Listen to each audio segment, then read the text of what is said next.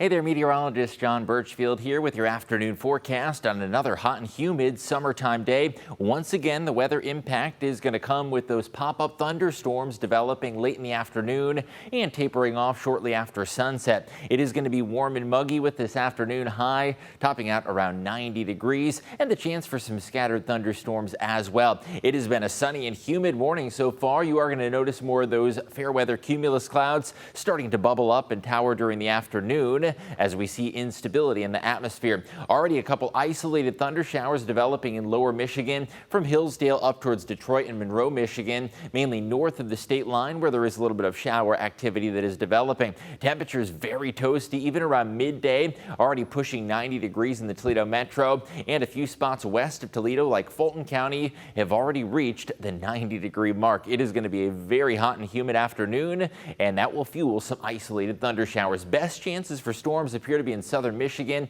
In Hillsdale County, there have been a couple brief downpours and lightning strikes. Not expecting severe weather, but there could still be some rumbles of thunder as well as brief periods of heavy rain. Also up towards Ann Arbor and heading towards Detroit and the airport, there are a couple clusters of thunder showers extending into lower and central Michigan. You can see across the lower Great Lakes region, most of this activity is over Lake Erie and all the way back towards Lake Michigan, where we are seeing a boundary in the atmosphere set up just to the north of the state line. And that is because there is a low pressure system across lower and central Michigan, a high pressure over the Ohio Valley, and that has kept largely dry conditions over the Buckeye State so far today. But being situated between those two systems, we will see enough instability in the atmosphere to fire off some storms. Afternoon forecast does feature those pop-up thunder showers developing. Heavy downpours are going to be the biggest risk, although some lightning and brief gusts of wind may be possible. Here's a look at 4 p.m. By about 8 p.m., most of the activity dissipates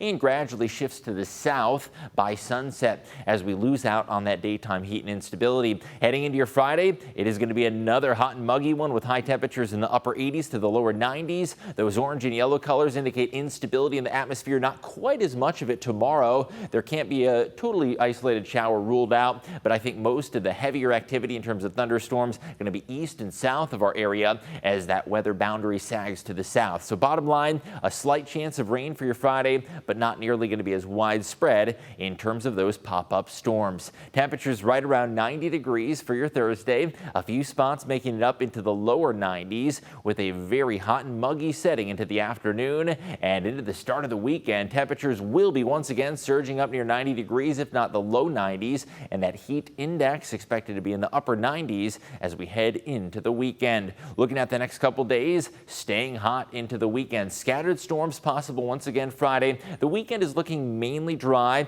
Can't entirely rule out a brief pop-up shower, but we are expecting partly sunny conditions on Saturday. Temperature-wise, still very toasty, but not quite in those 90s, and a little more sunshine expected Sunday with very slightly lower humidity levels. Now, the long-range outlook is trending a little more seasonable, and that does offer some relief. The high-pressure system that has brought us this incredible warmth and record-setting temperatures, that is now moving off towards the Atlantic seaboard. That gray color over the Great Lakes in the Midwest, that is pretty typical early July weather. So that first week of July going to be more seasonable. Now, there is a low back towards the southwest across parts of Arizona and New Mexico, and that is actually bringing below average temperatures. And the Pacific Northwest, a high pressure system is building, and that's bringing some warmth to the Pacific Northwest. So bottom line, we're wedged between those systems. More seasonable conditions are expected into early July without any major heat on the horizon. There is going to be a slight chance for those pop-up storms once again this afternoon and Friday. The weekend should bring mainly dry conditions, and then as we head towards Monday, scattered storms possible. Temperatures turn more seasonable as we head towards Independence Day with highs likely in the mid-80s.